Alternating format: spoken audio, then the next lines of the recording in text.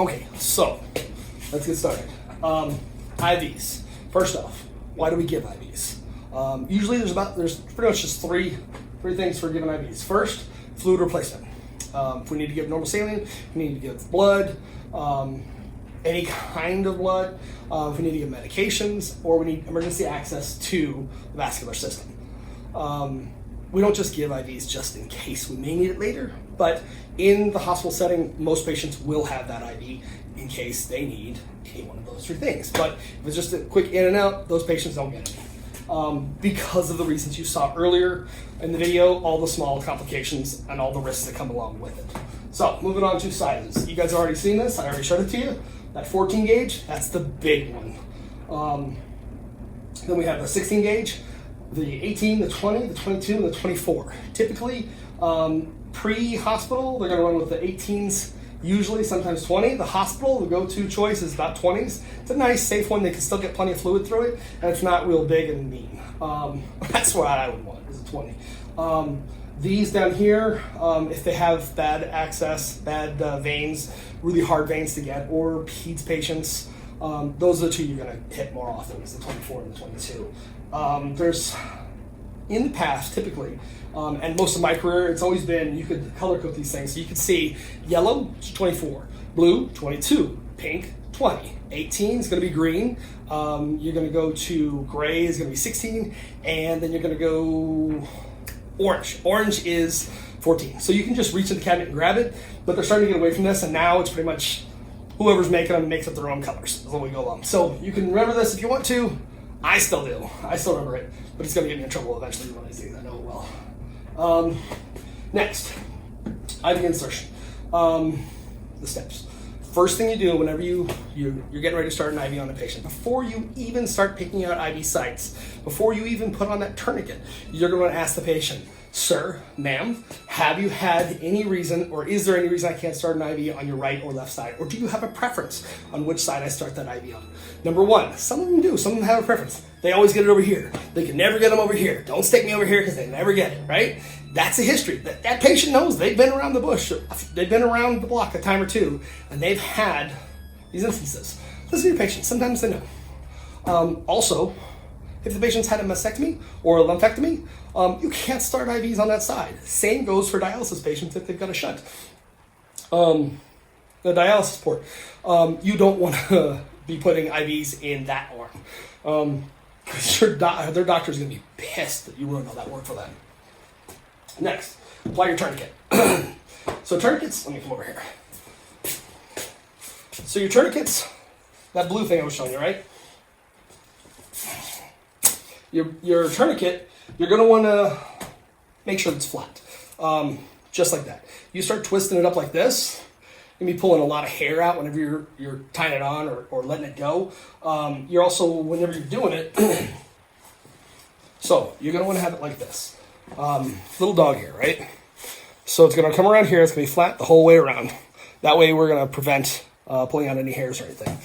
This way, when you're doing it, when you're holding this hand over here is holding the whole arm. You're also holding tamponade, pressure, traction. You're not allowing the blood to flow out or anything like that.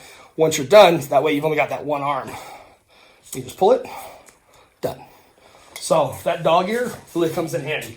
And it's basically just it's hard to do it backwards, but you're going to want to do it just like that. And then tuck that one right up there, just like so. And then this one is your freeing,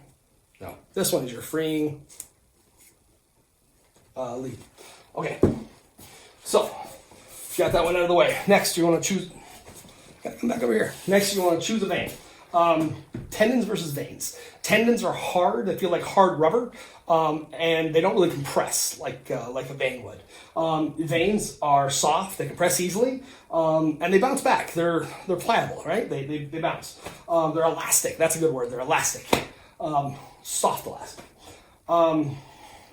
So this one is kind of a key thing for me. I've been around for a long time starting IVs, and I've noticed that a lot of people aren't teaching this practice anymore, starting low and working your way up. I've got a lot of people that I've seen that start, typically they go straight for the AC, both arms, bam, that's their go-to guys. So the problem I have with that Because how many ACs do you have? Only got 2. So if I start down here and I miss, I can go here. If I miss there, I can go here. If I miss there, I can go here. Eventually, we can go all the way up. Granted, you only have 2 tries, but you can go all the way up, right? This one, no good. I messed it up. Now I can still go here. Now, if I go here first, I can't go back down here now because now I've already messed up the vascular access that's up here. This doesn't work anymore. So start low, work your way up. It's not taught very much anymore, but I love it when it is. I really do. I like that. It shows a good teacher. Okay, so areas to avoid. This one, you've got a couple different places, different options, different people like what they like, right? So you've got the cephalic vein. This one typically runs the outside of, when you're in the, when you're in the anatomical position, it runs on the outside of your bicep. Then it comes down towards your thumb side of your forearm and then over here by your thumb. You're going to want to avoid that. That's the cephalic vein. It's much larger. Typically, we want to save those for the doctor. It's also a little more painful as well. So obviously, you're going to start an IV anywhere you can if you don't have options, but if you have options, stay away from that one, okay? Next, your AC. Anticubitals for blood draws. One-time blood draws, that's fine. Techs love them. Medics in the field love them too, but those are typically short-acting or short-time vascular access because they're not thinking about those guys aren't thinking about the long term. As nurses, we need to think about the long term, and that patient's going to have that IV in that arm for a long time. So imagine that little straw is in that arm, and you're just doing this over and over again.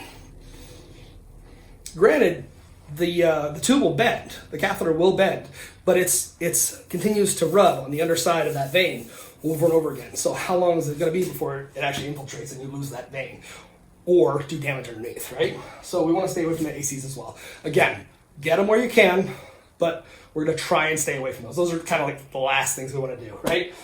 Next is bifurcations and valves. So you're looking at a roadmap, you see all the splits. Those are your bifurcations. You always find valves and bifurcations. So you can start the perfect IV. Go in, get it just right, hit it, and go to advance. Boom, you hit a valve because you weren't watching out for those bifurcations, right? Where they split up, where they change, and do one of those. So those are pretty much where you want to stay away from. Veins versus arteries. Veins, like I said, are soft and they compress easily. They're elastic and they bounce. If you find a vein that has a pulse, it is not a vein. As an artery, stay away from it. Because if by some chance you don't make a mess when you're first starting it out and you're able to put enough pressure on that vein, artery, when you're pulling your needle out and you still got your catheter in and you hook up the tubing, your tubing for your bag, the blood will pump all the way up into your bag before you realize what you've done. It's a mess. I've seen it. It's not good. Stay away from the pulsating veins. They're not veins. Okay, next. You've only got 2 attempts. There's a lot of different reasons for this. Let's just go with this. If you try once, you don't get it, you get another try. Awesome. Now you're familiar with that patient and what little pitfalls you may find, whether or not it's rolling veins or soft veins, or they easily explode, or it doesn't take that much to get in, or the skin is really tough. It's fine. You've got one chance. You tried it, you blew it. You're familiar with the patient's anatomy, you get a second try. Great. If you can't get it at that, you're done. Get the relief pitcher in there. You're out of there. No more than 2. Okay?